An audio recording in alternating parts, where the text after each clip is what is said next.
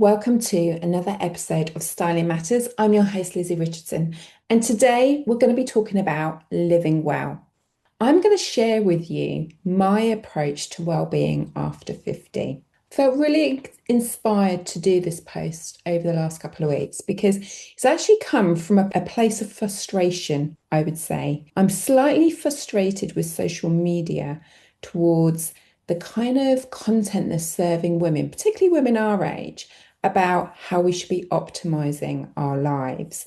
And I think it comes from a place of unrealistic challenges and unrealistic routines that really are unrealistic to maintain. I'm sure you can set it up and get it going, these sort of morning routines and getting up early and doing all these rituals. You'll be fine for like the first week or two and you probably feel great. But realistically is you won't be able to keep it up. So I want to share today what I do. I've been on this journey a good couple of years because I used to be a person that got up at 5 a.m. every day. If the day ahead was going to be busier, then my brain went to automatically, well, I'll have to get up at 4:30 to fit it in. And luckily, I live with an amazing husband who kind of said to me, what are you going to do to fit more in? Are you going to start to get up at midnight? It's really unrealistic to think just getting up earlier is going to make you more productive. It's true. If anything, now I actually don't get up early every single morning. I'm going to talk about that coming up. I do more today on a lot less time. And I want to share some of the stuff that I do. And I hope by the end of this episode, for those of you that really need this, I've got to do less, but I want to do better. If that's where your head is at, then I really, really hope that this episode gives you what you need to make you able to do that for yourself. I think this episode comes with a couple of caveats. I'm not qualified in any way to give any health advice. So if you're not feeling well and stuff, you need to contact a doctor, get professional advice there. And also, I didn't do this all immediately. You've got to put a bit of a reality check on. It's going to take you months to introduce some of this stuff. It's going to take you months to get into your own natural routine. But you know what? I've really enjoyed the journey. I've not got it all right. I've failed a few times, and that's okay. But you have the time, take your time and find the best version of living well for you, because this is for you and for nobody else. So personalize it for you. And I hope that's what you get out of today's episode. So, the perfect life we're being sold, I really do think is truly unrealistic. We have these perfect morning routines constantly fed to us I'm on Instagram the most. So, you might be watching it on TikTok or you might be watching it on YouTube. And it's all this get up at 5 a.m. and you've got to meditate for the first 10 minutes. And then it's got to be journaling and cold plunging. I mean, who the hell wants to get in freezing cold water first thing in the morning? Then it's the exercise, then it's all the supplements and the breath work and the walking and the protein drinks. I mean, the list goes on. And I'm sure some of it works and some of it, quite frankly, probably isn't working. You're just doing it because you're told to do it. Okay. Told by whom? That's the first thing I would challenge you on is who are you getting your information from, and are they actually the right person? And if you're, say, for example, 58 years old and you're listening to this, and the person that's providing you the content is 32 years old, this person's in a completely different stage of life that you are in. And I think there's something in there that you've got to really understand.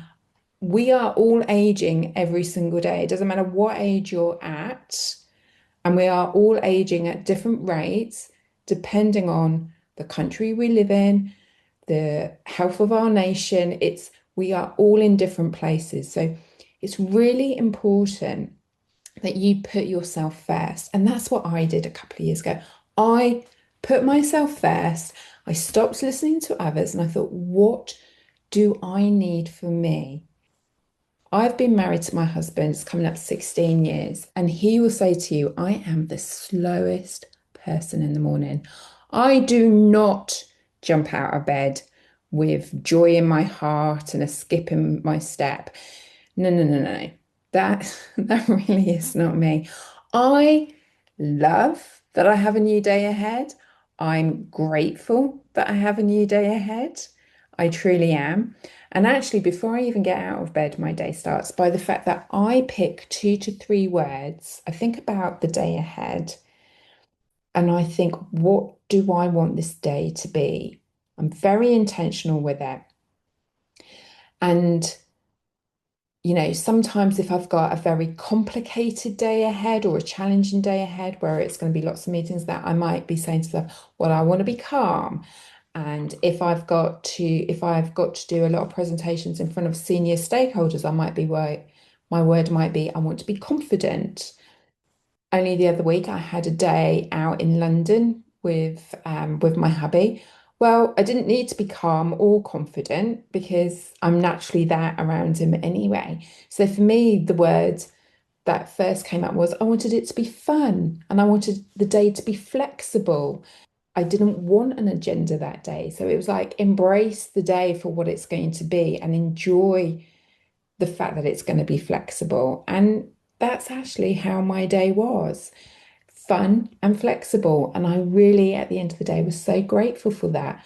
So I start my day with, what do I want it to end like? What great words can I give myself to make sure that that's the day I'm going to have? So you're probably going to think, well, okay, you might start your day with, oh, Lizzie, you want to be calm, but how do you make sure you're calm? So, for example, if I find later in the day, say over lunch, I'm reflecting on the morning and I think to myself, I didn't stay that calm, then I'm making a mental note to myself to say, just try a bit harder in the afternoon. I don't tell myself off. I just say try harder. And if I've then implemented that more in the afternoon, then when I'm reflecting on my day, I can go, I did well. I did well. I want to talk about the word longevity. This one is a real buzzword right now, isn't it? There's a lot of fascination around this art of living longer. I am extremely lucky as an individual. I have lived a life that has meant that I have got very close up to what a very long life looks like. So, what I mean by that is, I've been gifted over the years many relatives that have lived into their 90s. Not one, not two, but more than that. And actually, in the next couple of weeks, my grandmother, my maternal grandmother, she will turn 99. She's the longest living relative that I have now, or have got to that age, I should say. Over the decades, seeing a lot of my relatives get to these very long, grand ages, it's been a pleasure to have had them that length of time in my life. I really do.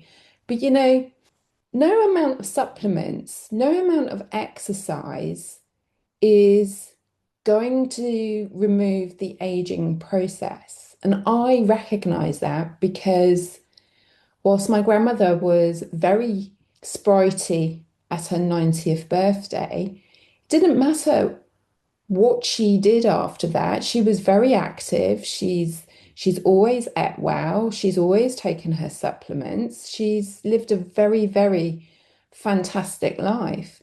But the aging process doesn't stop.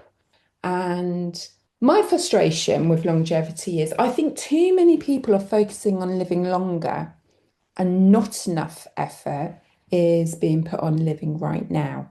And for me, that's where my focus is at for myself. I want to make sure that I am living today really, really well. And I'm putting a lot of effort into that. And the journey ahead is what will be from what you're doing right now.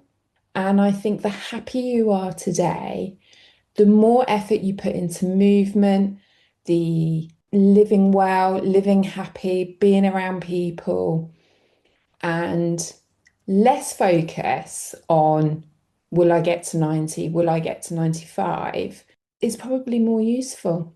So I'm going to share with you my not so perfect routine, but my flexible routine that I am doing for myself. I'm going to cover sleeping and my mornings, how I stay calm, how I focus on nature, and a lot more than that. And I hope you get what you need from me sharing this flexible, happy, truly easy to fit into your life routine, if you want to say the word routine, or rituals, whatever makes you happy. I have been living this way for a good couple of years, and I can truly say I'm a lot happier. So let me tell you about the time I get up. As I said earlier, I used to, if I wasn't up by 5 a.m., I used to think, okay, I've already failed. I slept in by 10 minutes. The day has failed already and I'm doomed. And now that 5 a.m. wake up call is now shifted to any time between 5:15 and 6:45. So I give myself consistency in a flexible 90 minutes, is what I like to think about it. Because I do recognize, and I'm going to come on to some technology that I use, I do recognize this kind of boom bust. So getting up early, Monday to Friday, and then sleeping in very late on a Saturday and Sunday isn't actually that great. And the data that I get from the technology I use kind of shows me that. But what I have learnt is to be as consistent as I can during certain windows of the day. So, for example, in the morning, I have this 90 minutes flexibility. So, if I've got to get out of the house by 7 a.m., then I will get up at 5:15. If I'm having a day at home working from home, whatever that is, or whether it's a Saturday, whatever, then I might not get up until 6:30, 6:45, depending. Sometimes I naturally wake up. I do love the days where I naturally wake up, and the natural wake up for me is 6 a.m. That's what my body clock is. And I'll go with that sometimes, even if I don't really need to be up. And I think putting that bit of flexibility into your morning makes for a really happy start to the day. As I say, I have my words before my feet hit the ground. That puts me in the right mind frame of what I need to do. What do I need to achieve today? And how do I want to experience it? That really puts my brain into a mode of confidence to know that I'm going to have the right day ahead that I need it to be. And I really like slow mornings. So the first thing I do, because I have a little dog, I let him out into the garden. That's really important. So the garden is the first place I head to first thing in the morning. And for me, that can be anything from 2 to 5 minutes. If it's absolutely pouring down with rain, then might only be out there a couple of minutes. But at the moment, it's summertime, so I'm out there a bit longer. But during this time, what I personally like to do, I walk to the bottom of the garden, I really take fresh air into my lungs. If the sun has risen and that, then I'm looking up at the sky, taking in the blue sky. I listen to the birds. I'm really lucky. I get a really great chorus every morning. The robin, he sings to his heart's content. And I really, truly love taking that in the mornings. It's one of my favorite times of the day. Another thing that I introduced I think I introduced it about November last year. I actually introduced it in the winter time, which I think was a really good idea, by the way. But it's called the grounding, isn't it? Where you put your bare feet directly onto the grass or pavement. I do it on grass because I have grass in my garden. even on freezing cold mornings and on wet mornings, just quickly, sometimes it's as little as 10 seconds, especially if it's a freezing cold morning. But right now, at the moment, obviously, the grass is warm and it's all dry. I might do up to a minute walking around my garden barefoot. But that kind of touch with nature is a really great start to the day. And when it is freezing cold and I can only do 10 seconds, it's so invigorating. I cannot tell you.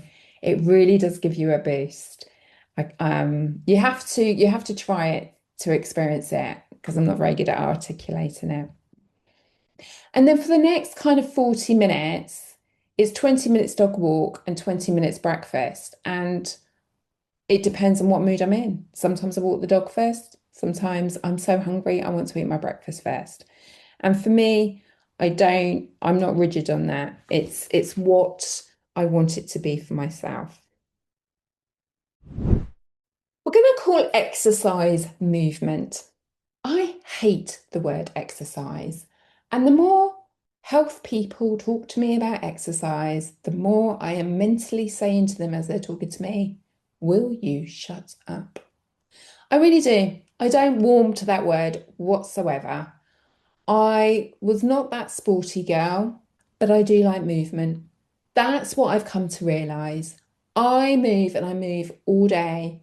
I like to keep my steps up. I like to make sure that I'm not sitting all day. So at the moment, when I'm recording this, I'm at a stand-up desk, so I'm standing. And for me, movement is really key. Now, as a person, I'm not great at keeping with exercise classes. I like Pilates, I like yoga.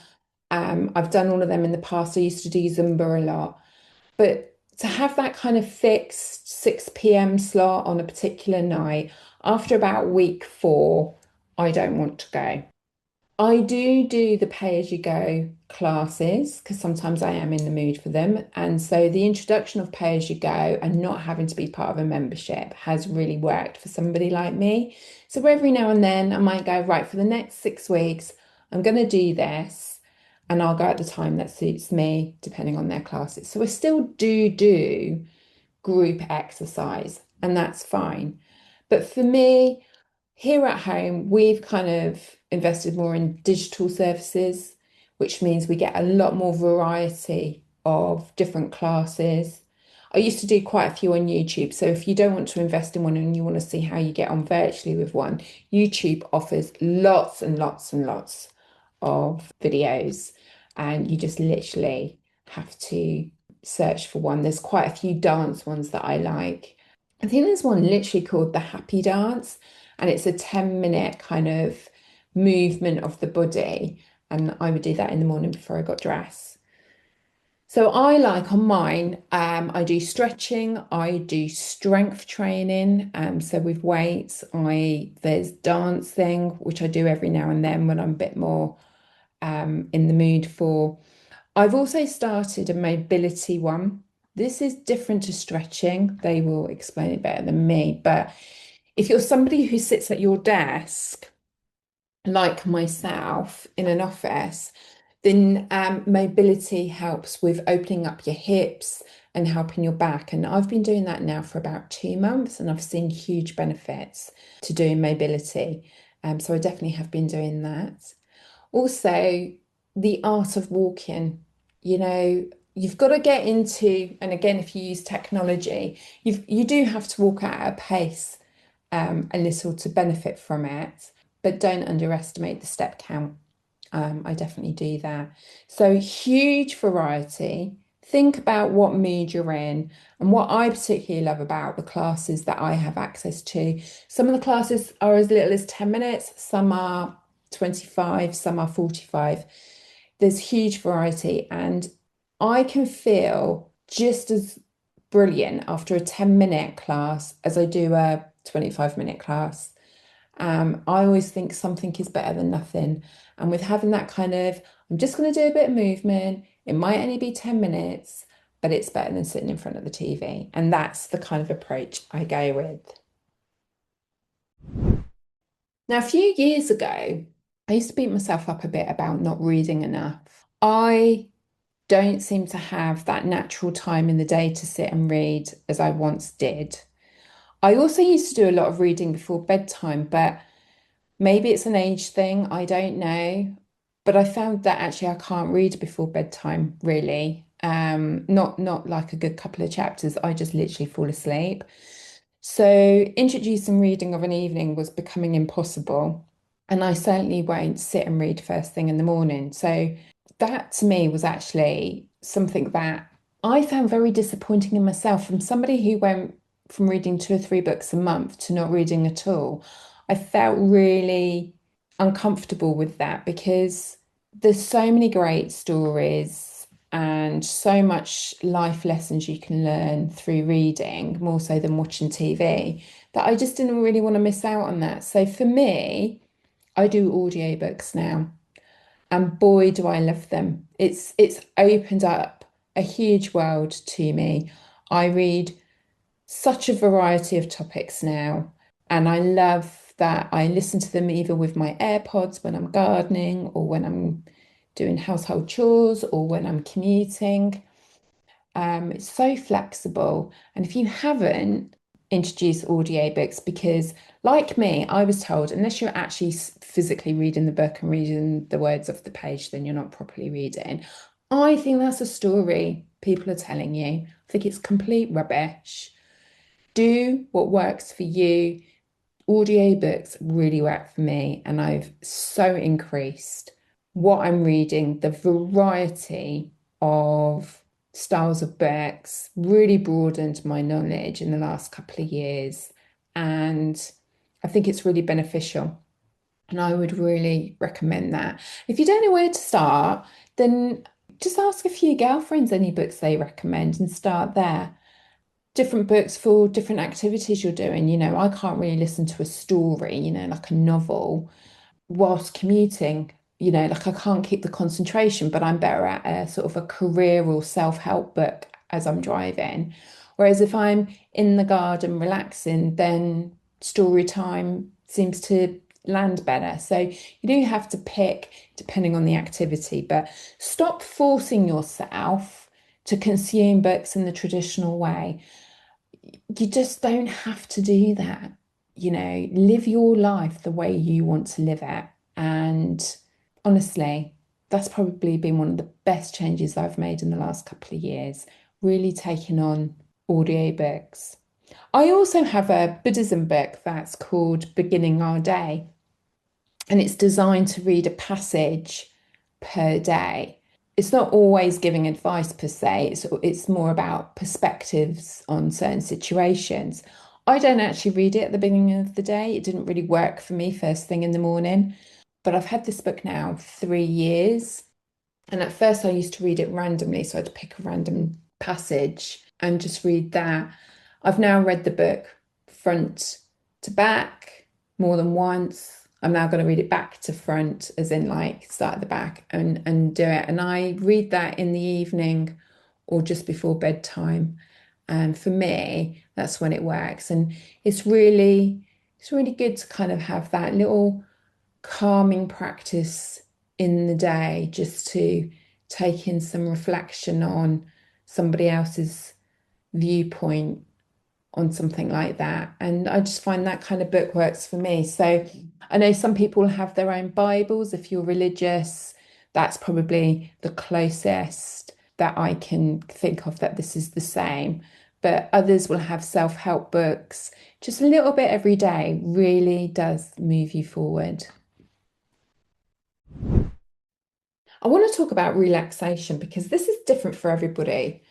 I might have shared this previously on the podcast. One of the things I like to do to relax is actually go to a cinema, go to a matinee on my own, indulge myself in a film. But that's not always possible. And I've had to look at other ways to kind of bring in relaxation in the everyday. And breathing for me, breath work, has played a really important part of that. And you don't have to do it for very long. You can really benefit with breath work, even if you do as little as 3 to 5 minutes, and you can put that into your everyday routine, especially if you're having a challenging day. I recommend that you sit or stand with bare feet on the ground. Really get that grounded feeling as you're doing it. And you can watch TikTok or YouTube videos to get that kind of framework around breathing. I also personally like walking meditation. I've learned this through breathwork classes that I've attended. And walking meditation for me works best when I'm out in nature. And it doesn't mean that you're walking around aimlessly. You actually literally walk a straight line that is only about probably no more than 3 meters backwards and forwards during a period of time. I like to do it out in nature because I like to listen to nature as I'm doing it, and I do it barefoot. That for me is one of the most relaxing practices that I've introduced for myself. And I can do that in the garden. So you don't need anything to do that. You just need yourself, bare feet, a space of about 3 to 4 meters, and you just walk backwards and forwards, breathing in, breathing out. You don't really close your eyes, you kind of just look down, sort of a meter ahead of you, and just focus and concentrate. And I actually find that meditation so much more easier than just sitting trying to clear my mind. And another one, if you've not tried it yet, try a sound bath. I was really skeptical of this and I didn't think it would be that relaxing. And I really, really enjoy them. I think I actually enjoy sound baths now more than massages, and my data technology actually identifies the restoration mode of that at a higher level than a massage. So I would definitely look into that if you haven't tried one of them.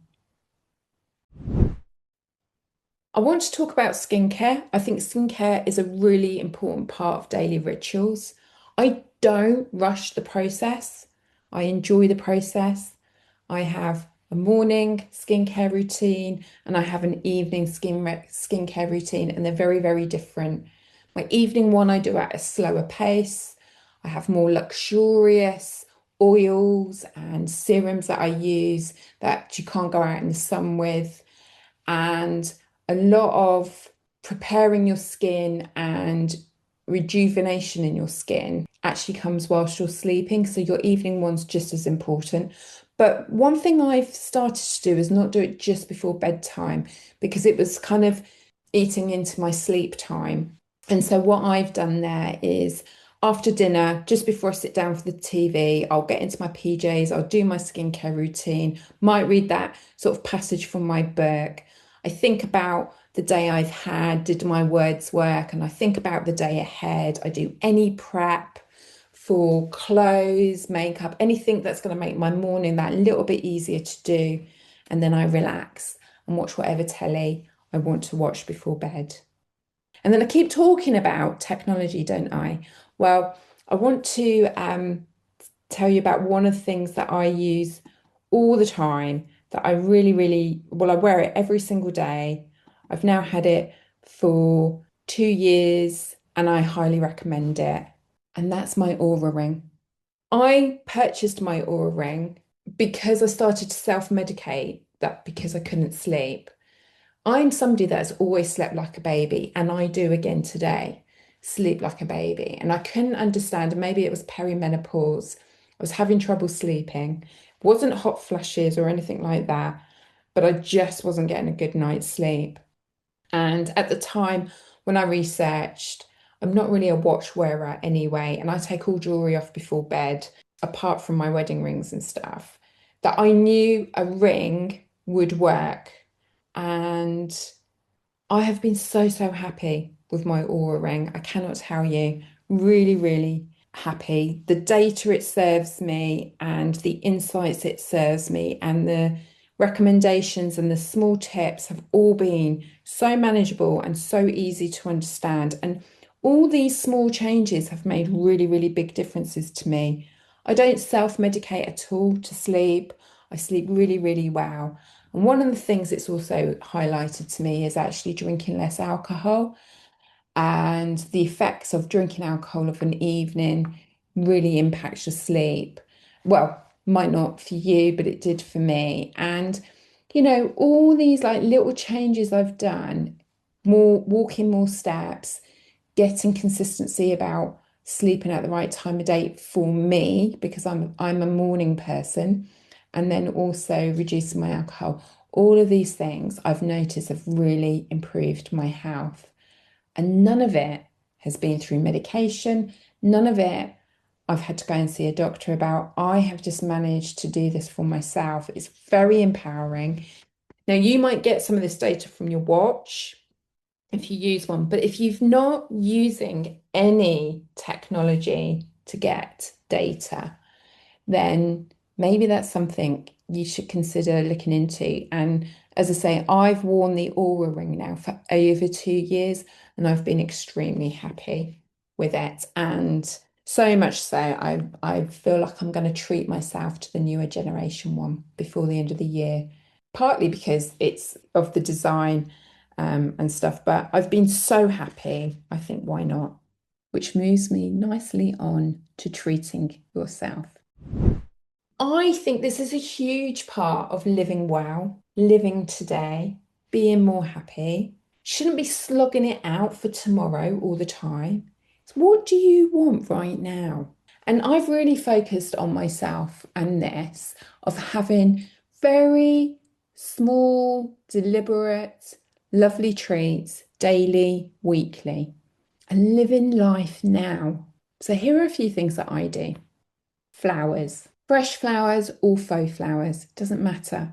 I upgraded my fake flowers to a more premium brand and I have been loving having them around the house. They're in areas where I couldn't afford to put fresh flowers in every single week, but it's an area in my house that I would want a permanent display of flowers. So I've done that.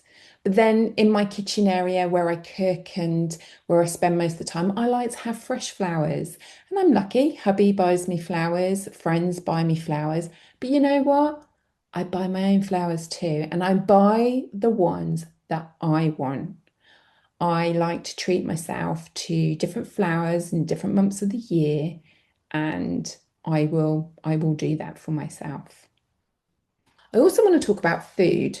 I'm very conscious of food that I eat. I want to live a healthy life, and food plays a massive part of that. But I have a lot of lunches at home, and I now make them special. I've always made them that little bit special anyway. This has come quite naturally to me. But when I mean making it special, I don't just make a boring sandwich and have a boring packet of crisps. I'll make myself a really nice salad or I'll even cook. And whatever that is, it's always healthy, but I serve it the way I would like to be served in a restaurant, or if I was going to a girlfriend's house, if you're having guests over, you serve them lovely. So I do that for myself. So even if I'm just drinking sparkling water, I will serve it in a wine glass. I always have a really lovely napkin. I use the best plates, the best knives, forks, cutlery, and I actually set it up. So I lay it out. And I might even sometimes go and cut a few flowers from the garden and put that as a little display. I do that for myself and I don't rush my lunch. I work really hard and I think, no, I'm not going to rush my lunch. So I'll make my lunch. I'll spend time eating my lunch in a nice setting, whether that's at my kitchen bar or whether it's out in the garden. And then I have a good 10, 15 minutes after lunch where I'll enjoy a coffee or something else and I will read or, do a few things for myself and not rushing it. I'll take 30 minutes and enjoy that and enjoy the lunch process. And I'll do it as nicely as I can for myself because, quite frankly, I am worth it. And I know you are too. And the last thing I want to talk about is friendships. I think friendships play a really important part in living well. And I'm not going to go too much into this, but these are the questions I want you to ask yourself. Who in your life cares about you? And are you spending enough time with them? Who in your life do you wish to age with? And are you spending enough time with them? And if they live far away, are you connecting with them enough? Who cares about you? and who do you wish to age with? And then one final thought I want to leave with you. What are you proactively doing to find new friends? New friendships are just as important as old friendships, and they're just as important as who you have in your life today. And I don't care what age you're at, there is always space for a new friend. And if you've not listened to it, Shetty has got a really good podcast at the moment, and I will link it in the show notes. How to Make Friends as an Adult. I listened to it last week and I thought, yes, this is exactly what everyone should be doing. And I'm not going to tell you any more about it because I really, really would love it that after this, you listen to that episode. Thanks so much for listening. If you enjoyed this episode, do follow or subscribe to Styling Matters wherever you listen to podcasts. It really helps support the show and means you won't miss future episodes. You can also find more from me on Substack at Styling Matters and over on Instagram at lizzie.richardson. Styling Matters is written, produced and published by me, Lizzie Richardson, and I'll see you next time.